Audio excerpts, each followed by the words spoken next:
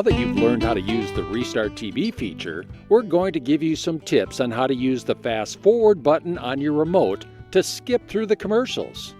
Unless, of course, you like to watch the commercials. Keep in mind that there are some channels that do not let you skip commercials. However, most do, and we're going to show you how easy it is to do it.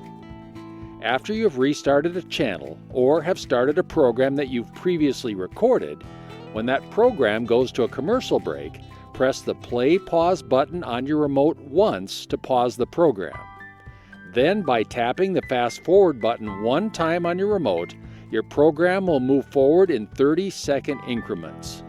Each thumbnail, as you see here, equals 30 seconds. So if a program commercial break is 4 minutes long, after 8 thumbnails, your program will be back from the commercial break. At this point, just press the play/pause button once on your remote, and your program will begin.